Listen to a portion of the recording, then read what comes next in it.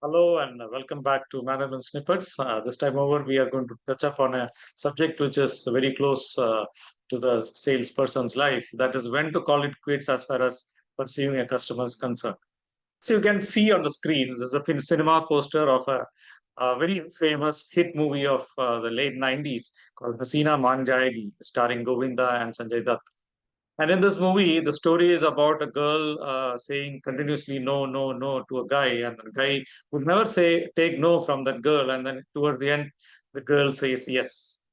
And then thereafter, in 2010, when we had that very unfortunate, very, very unfortunate Nirbhaya case in Delhi, there are a lot of discussions happening about the security of women, safety and security of women in India. And then this movie, name of this movie and such movies came into discussion, and a lot of criticism was there on such topics or such titles for the movies, wherein gives the impression that when a girl says no, that does not mean it is not a no, and you can keep on pursuing, and she will say yes.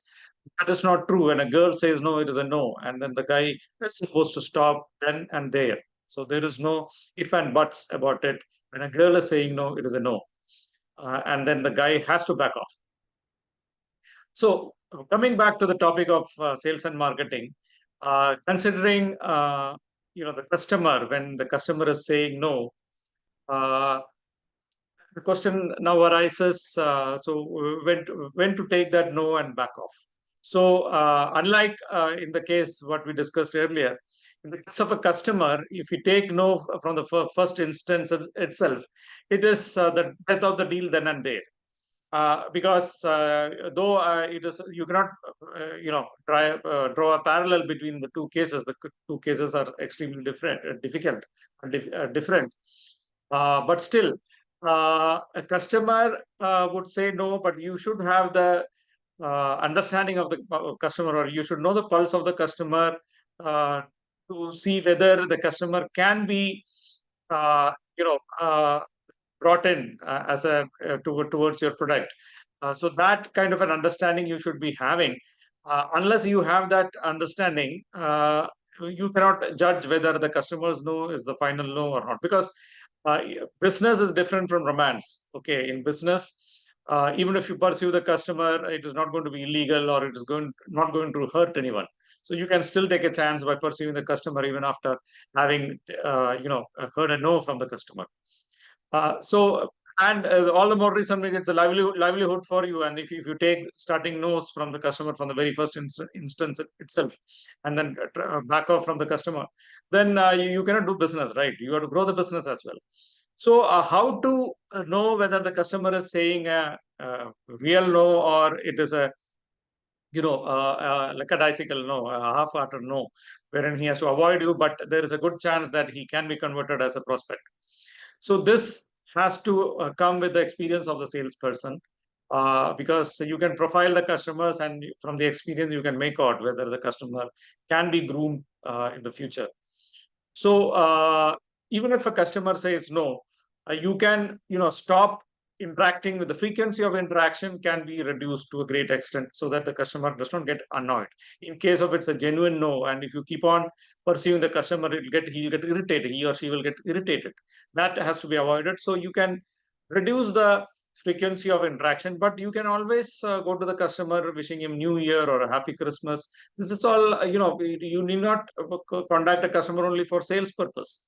You can always go to a customer to say hello. Suppose if you are going through that city, you can always say that I'm in your city. Can I drop in to say hello to you? Maybe we can have a cup of coffee together. So this is all done. So there is no enmity between the customer and you just because he has said no, he or she has said no.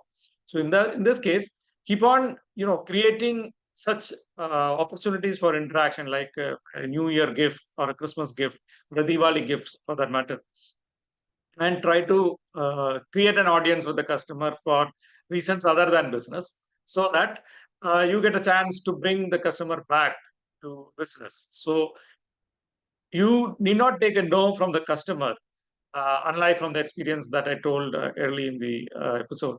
And you can pursue the case with the tact that I already explained to you.